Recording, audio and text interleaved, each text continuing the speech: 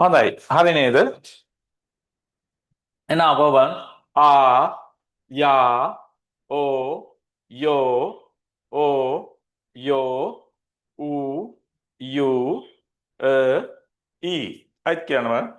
ආ යා ඕ යෝ ඕ යෝ ඌ යු ඊ. හරි. ඔන්න සරල ටික. මූලික සරල ටික. හරි. එතකොට බලන්න. ආ එකට තව ඉරක් ආවම යා වෙනවා. නේද? ආ එක අනිත් පැත්තට ලියුවම ඕ වෙනවා. ඕ එකට තව ඉරක් ආවම යෝ වෙනවා. ඊළඟට ඕ එකම අනිත් පැත්ත පෙරලා ලියුවම ඒකත් ඕ. ඒකට දෙකක් ආවම යෝ. ඒක කන පිට ගහම යටදී දාවම ඌ. දෙකක් ආවම යු. ඊගාට තනීරන මේක ඊ. හරි. එතකොට ඔයාලට මෙතන ගොඩක් වෙලාවට පැටලෙන එක තමයි ආ එකයි ඕ එකයි නේද? නිතර. එතන හොඳට මතක තියාගන්න ඉස්සරහට ඉඳ තියෙනවා ඒක ආ. පස්සට එනවා නම් ඕ. ආ ඕ. ඒ වගේම ඕ එකයි ඌ එකයි පැටලෙන්න පුළුවන්. එතන නිතර මතක උඩට ඉර නම් ඕ. විශේෂයෙන්ම යටට ඉර මතක තියාගන්න ඌ කිය. යටට නම් ඌ. හරි. එතකොට ඊළඟට බලන්න මෙන්න මේ මේ කියන එකේ මේකේ ශබ්ද දෙකක් තියෙන්නේ. ආ නෙමෙයි නේද? මේක ආ කියනකොට බලන්න ආ ශබ්ද කරනකොට කට හොඳට ලොකුවට කට ඇරලා අපි ආ කියන වගේ. අපි අම්මා කියලා කියනකොට කට අරින්නේ කට ඇරෙනවා ලොකුවට. එතන මේක ශබ්ද කරන කියනකොට කට වැහිලා මෙහෙම දෙපැත්තට යනවා කට. අ දැන් ශබ්ද කරන්න බලන ශබ්ද දෙක. ආ පැහැදිලි නේද? ශබ්ද දෙකක් තියෙන්නේ. එතකොට ඒ වගේ තමයි මේ ඕ කියන එකත්. ඕ දෙකක් තියෙනවා. එහෙනම් මේකත් දැන් ගොඩාක් අය මේක හඳුනන මේක ඕ කියලා මේක ඕ කියලා. ඕ කියලා. එහෙම එකක් නැහැ නේද? මම දැක සමහර පොත්වලත් ඔහොම තියෙනවා. ටියුට් වලත් ඔහොම ගොඩාක් තියෙනවා. ඕ කියලා. නෑ ඕ නෙවෙයි. එහෙම එකක් නෑ. සමහර ගොඩක් ලේසියට එහෙම ගන්නවා. නමුත් ඒක නෙමෙයි මේකෙත් තියෙන්නේ හඬේ වෙනසක්. උච්චාරණ. මෙන්න මේ ඕ කියන එක මෙන්න මේ අයන්නට කිට්ටු වෙන ළඟින් යන શબ્දයක් ඇහෙන්නේ. ඒක උච්චාරණය කරනකොට උගුර අරිනවා. ඒ කියන්නේ උගුර ඇරලා ශබ්ද කරන්නේ. ඒක උගුර වෙන ශබ්දෙන්නේ. ඒ කියන්නේ දැන් උගුර විරුද්ධ කරලා ශබ්ද කරනවා. මේ ඕ කියනකොට ඒක නිකන් උයන්නට ළඟින් යන શબ્දයක් කියන්නේ. කොරෙන් අය මේ දෙක උච්චාරණ කරනකොට අපිට හඳුන ගන්න අමාරුයි. දෙකම එක වගේ ඇහෙන්නේ. ඒක උයන්නට කිට්ටුවෙන් යන්නේ. කට චුට්ට චූටි වෙලා කට පොඩක් උල් වෙලා ශබ්ද කරනවා. ඕ එහෙනම් බලන්න. ආ අයිත් බලන්න. අනේ ශබ්ද වෙනසක් තියෙන්නේ. ඉතින් ඒක නිසා ඒක අපි කොච්චර කියවත් ඔයාලට එක සැරේ අහුවෙන්නේ නැහැ. ඒක අර වචන කරනකොට තමයි ඒකේ අපිට නිවැරදිව ශබ්දය අවබෝධ කරගන්න පුළුවන් වෙන්නේ. හරි. එහෙනම් දැන් අපි නියම ශබ්ද ටික ශබ්ද කරමු බලන්න. බලන්න. යා යෝ ඕ යෝ ඌ යු ඊ. දැන් මාත් එක්ක කියන්න බලන්න. යා ඕ යෝ ඕ යෝ ඌ යු ඊ. හරි.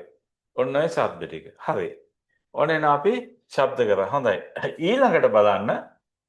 ඊළඟට කොරියන් වල මෙන්න මේ අපි ආයා කියලා කිව්වට මෙන්න මේ සරයක් කවදාකවත් තනියම මේ විදිහට ලියලා තියෙනකොට මේවයි ශබ්ද කරන්න බෑ. අපි දැන් මේ ශබ්ද දැම්මට මේව තනියම තියෙනකොට ශබ්ද කරන්න බෑ. නේද? ඒතර මේවා සාමාන්‍යයෙන් සිංහල භාෂාවේ තියෙන මොනවද අර හිස්පිලි, පාපිලි, ඇලපිලි, කොංගු අන්න ඒ වගේ. ඒක දැන් මේව මෙහෙම ලියලා තියෙන ශබ්ද කරන්න පුළුවන්ද? දැන් මේක ශබ්දේ කියන්න පුළුවන්ද ඔයාලට? මේකේ බෑ නේද? ශබ්ද කරන්න බෑ. ඒ වගේ තමයි මේ සැර ටික. සැර කිව්වම තනියම තියෙන ශබ්ද කරන්න බෑ. එතකොට මේවයි ශබ්දයක් ගන්න නම් අපි මොකද්ද කරන්නේ? මේවට දානවා මොකද්ද? ව්‍යංජනයක් එක්ක සම්බන්ධව පුළුවන්.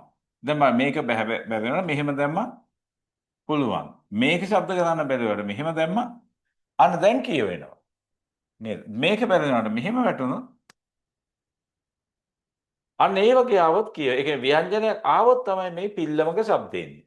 ඒ වගේ තමයි කොරියන් වල මේ කිසිම සැරයක් තනියම තියුණාට ඒව ශබ්ද කරන්න බෑ. නිකන් රූප විතරයි. එතකොට මේවටත් අර මේ වගේම තමයි පිල්ලම් වගේම තමයි ශබ්ද වෙන්න නම් ව්‍යංජනයකට සම්බන්ධ වෙන්නේ. එතකොට ව්‍යංජනයකට සරයක් සම්බන්ධ කරනකොට ක්‍රමයක් තියෙනවා. කොහොමද? මෙන්න මේ අකුර අපිට කොටස් දෙකකට බෙදලා හඳුනන්න පුළුවන්. මොකද්ද? සිරස් සහ තිරස් හැටියට. සිරස් අකුරු තියෙන 1 2 3 4 5ක්. මොනවද? ආ යා ඕ යෝ ඊ. සිරස් අකුරු පහ. තිරස් අකුරු පහක් තියෙනවා මොනවද? ඕ යෝ ඌ යු අ. අන්න සිරස් පහයි තිරස් පහයි. එතකොට මේ සිරස් තියෙන අකුරු හැමතිස්සෙම ඉන්නේ ව්‍යංජනය ලියලා ව්‍යංජනෙට ඉස්සරහින්. ඒ වෙන්නේ ඉස්සරහින්. ඒ පහම ඉස්සරහින්. තිරස්ස තියෙන ඒවා හැමතිස්සෙම ඉන්නේ පහලින්. ඒවා යටේ. එහෙනම් ක්‍රම දෙකයි තියෙන්නේ. ඉදිරියෙන් සහ පහලින්. ඒ කියන්නේ කෙලින් තියෙන ඉස්සරහින් එනවා අරහට තියෙන පහලින් වැටෙන. ඕනම ව්‍යංජනයකට එහෙමයි සම්බන්ධ වෙන්නේ. හරි. අපි එන ඒකත් නෝට් එකක් හැටියට ලියාගමු. ලියන්න. කොරියන් හෝඩියේ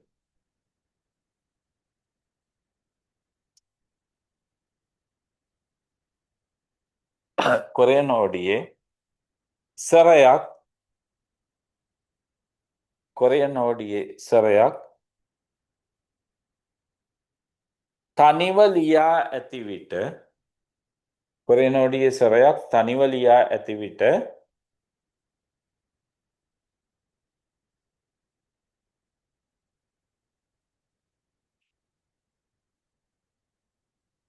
උච්චාරණය නොවේ.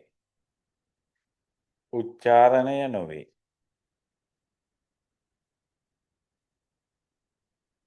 උච්චාරණය කිරීමට නම්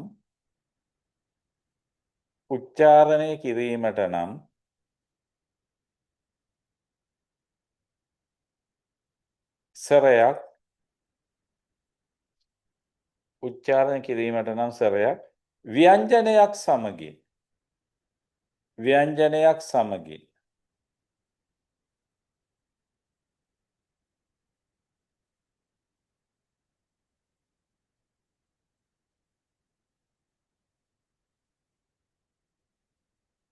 ව්‍යංජනයක් සමගින් සම්බන්ධ විය යුතුය.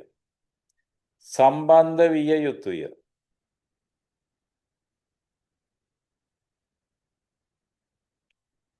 ව්‍යංජනයක් සමගින් සම්බන්ධ විය යුතුය.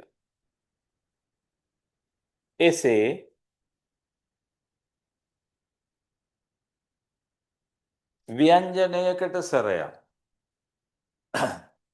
එසේ ව්‍යංජනයකට සරයක් සම්බන්ධ වන විට ව්‍යංජනයකට සරයක් සම්බන්ධ වන විට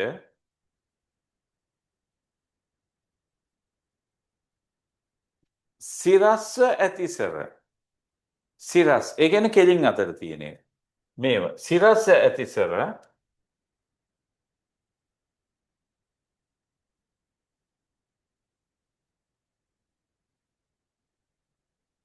සිරස්ව ඇතිසර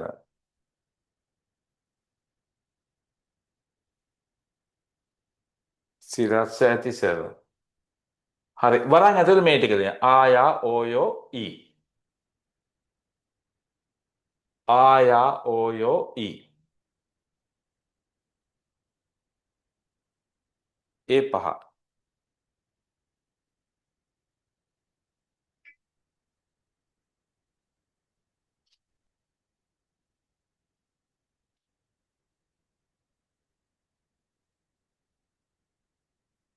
සිරස් ඇති සර කියලා මේ ටික ලියන්න. ආ යා ඕ යෝ ඊ.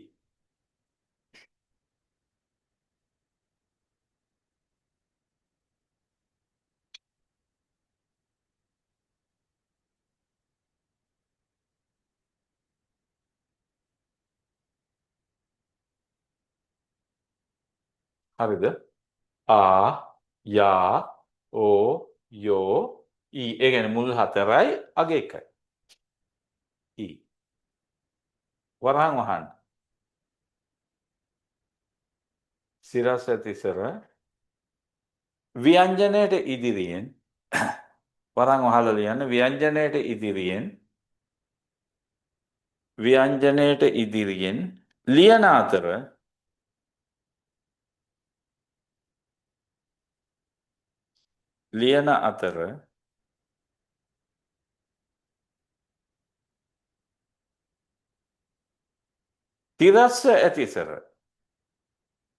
තිරස්ස ඇතිසර කියන හරහට තියෙන්නේ. ඒ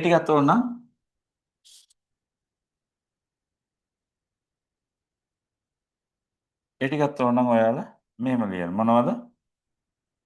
ඕ යෝ ඌ යූ ඔය පහ. ඕයෝ සිරස්ස තියෙන්නේ. ඒ පහත් ලියන්න. වරන් ඇතුළේ ලියන්න ඒ ටික. ඕයෝ ඌයු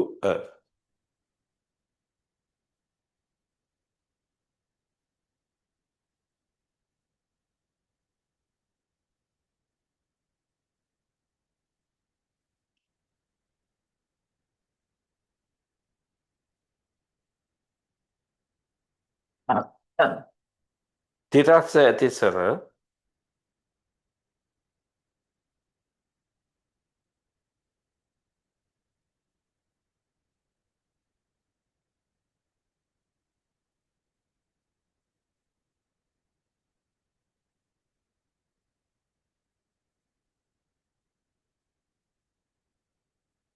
ඕ යෝ ඌ යු තිරස්ස ඇතිසර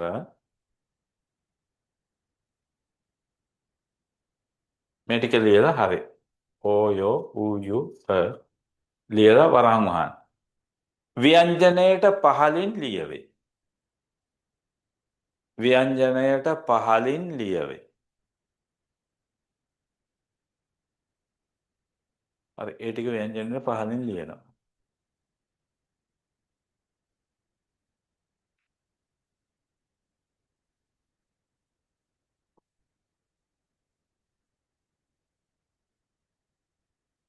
ව්‍යංජනයට පහලින් ලියවේ. හරි. එහෙනම් ඒ ටික පහලින් ලියන. හරි. එහෙනම් මොකද්ද කිව්වේ? මෙන්න මේ විදියට තියුණාට මේවා ශබ්ද කරන්න බෑ. නේද? ශබ්ද වෙන්න නම් ව්‍යංජනයක් එක්ක සම්බන්ධ වෙන්න ඕන. ව්‍යංජනය එක තියුණොත් විතරයි සරලක ශබ්ද එන්නේ. නේද? එතකොට ශබ්ද එනකොට කොහොමද? කෙලින් තියෙන ඉස්සරහින් ලියනවා කිව්වා. හරහට තියෙන පහලින් ලියන. ඉස්සරහිනේ පහලිනේ විතරයි. දැන් සිංහලෙන් ගන්නකො අපි පයන්න ගන්න. දැන් මේකේ ඉස්සරහින් දාන්න පුළුවන්. මෙහෙම දානවා. මේ පැත්තෙනුත් දානවා. පහලිනුත් වැටෙනවා.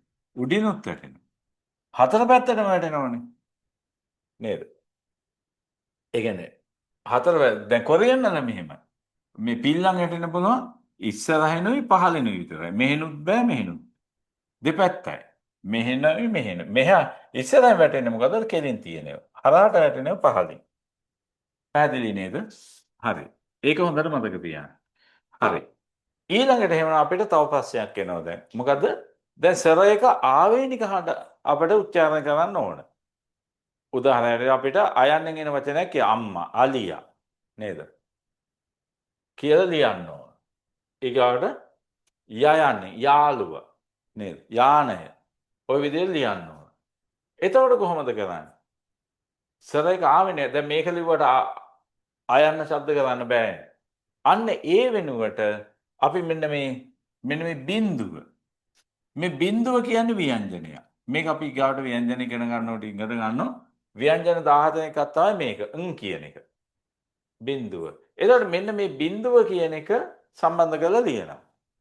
එතකොට මේ බිඳුව කියන එකේ මේකේ හඬක් නැහැ. මේ ව්‍යංජනය මේ ව්‍යංජනය අකුරක මුලට එනවා මේකේ හඬක් නැහැ. හඬක් නැති නිසා සරේ හඬ විතරක් කියවෙනවා. එහෙනම් මේ බිඳුව කියන ව්‍යංජනය දාලා කියවෙනවා. හරි. එහෙනම් ඒකත් අපි නෝට් එකට ලියාගමු. ලියන්න. සරයක ආවේනික හඬ සරයක ආවේනික හඬ උච්චාරණය කිරීමේදී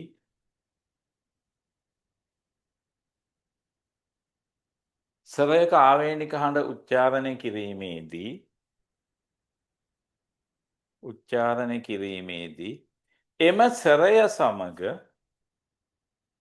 එම සරය සමග මේක බිඳුව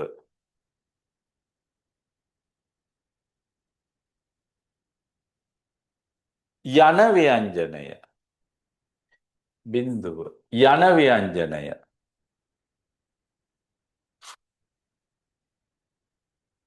සම්බන්ධ වී ලියවේ. බිඳුව කියන ව්‍යංජනය සම්බන්ධ කරලා ලියන්න. ඒ කියන්නේ නිකන් තියුණට කියවන්න බෑ. මේක සම්බන්ධ කරොත් කියන්න පුළුවන්. හරි.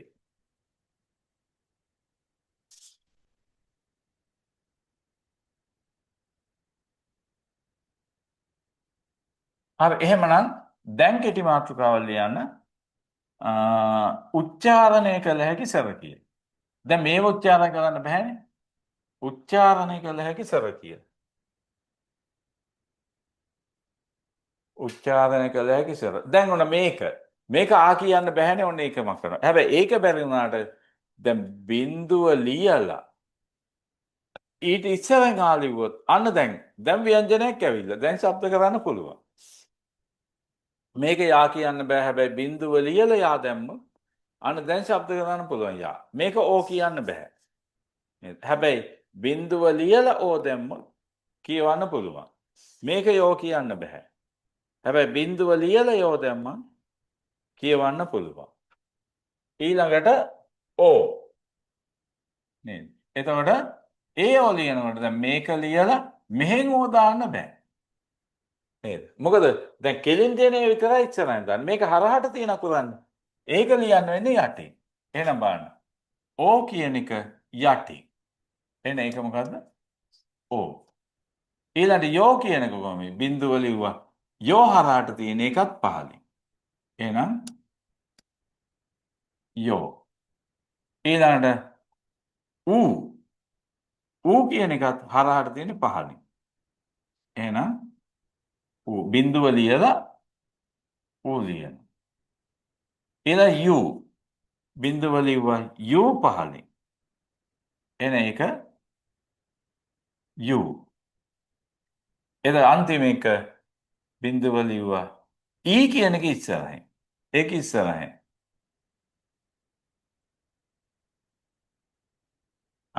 තව එකක් තියෙනවා. ඌ යු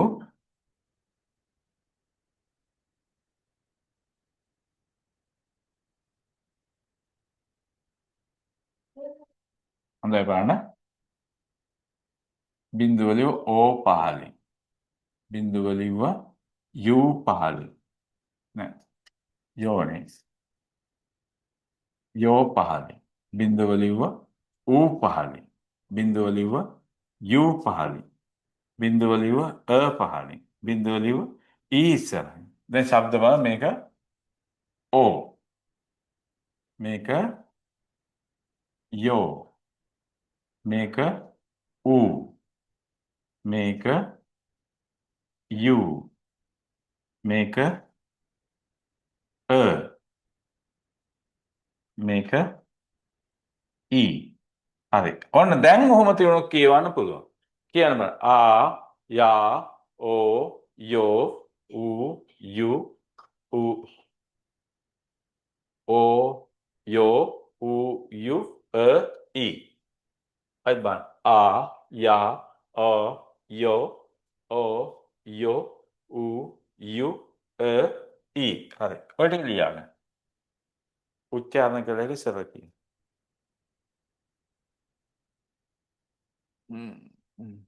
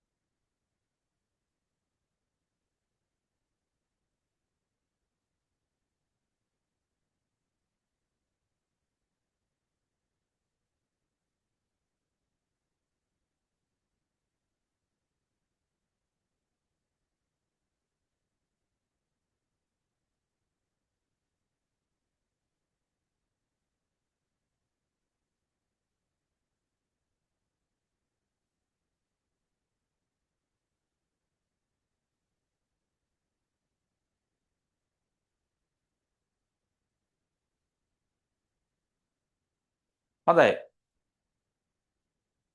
හරි ලියලා ඉවරයි නේද කවුරුත්? ඔක් කරන්නේ. හොඳයි. එන එකපාරක් කියනවා. ආ යා ඕ යෝ ඕ යෝ ඌ යූ ඊ අයිත් කියනවා.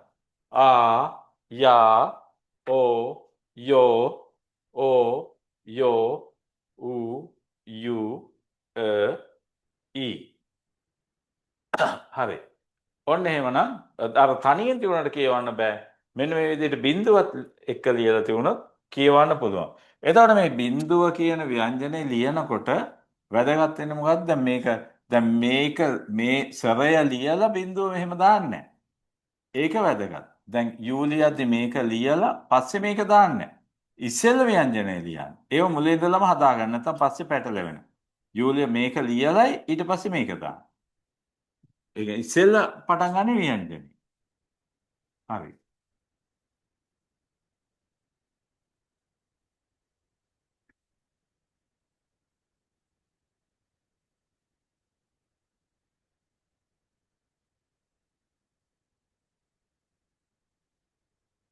හොඳයි එහෙනම් අපි එකපාරක් කියමු. ආ යා ඕ යෝ ඕ යෝ ඌ යූ ඊ හරි.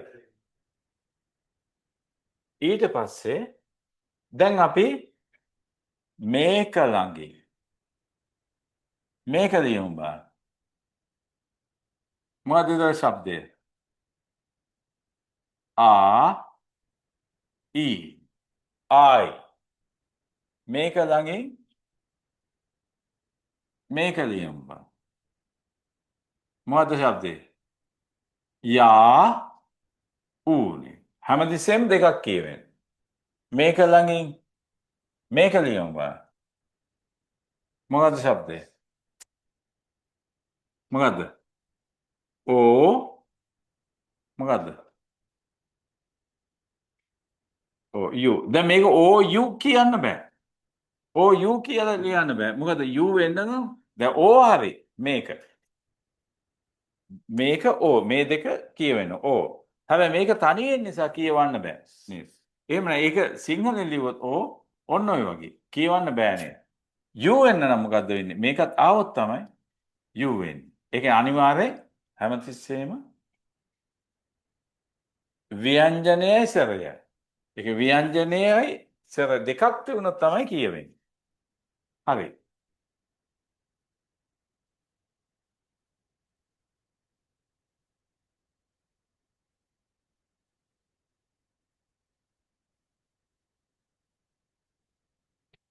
හොඳයි බා ආයි තව එකක් බලමු එන්න. මේක කියන්න බෑ. මොකද? මේකයි මේකයි.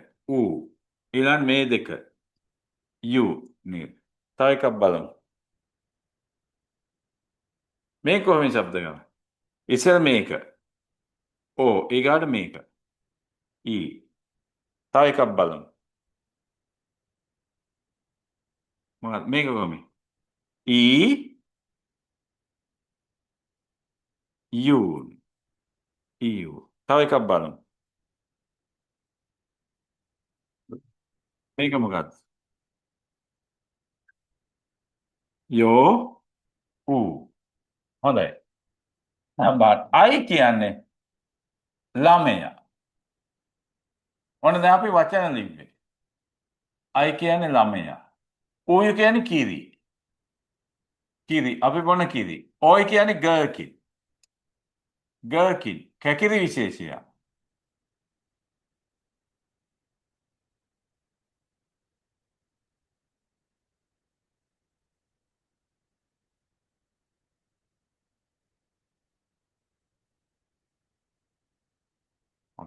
ඊයු.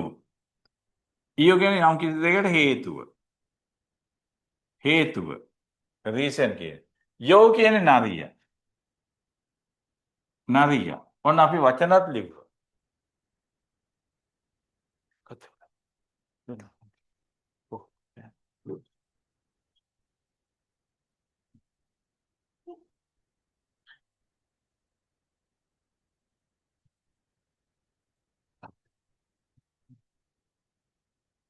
හරි. බලන්න I ළමයා. ඌයු කිරි. ඕයි ගර්කින්. ඊයු හේතුව. යෝ නරිය. හරි ඔන්න එහෙනම් අපි අකුරු ලියාගෙන වචනත් ලිව්වා. හරි ඔය ටික ලියාගන්න. එක් නෑ අයි පලාතේ දෙන්නම්.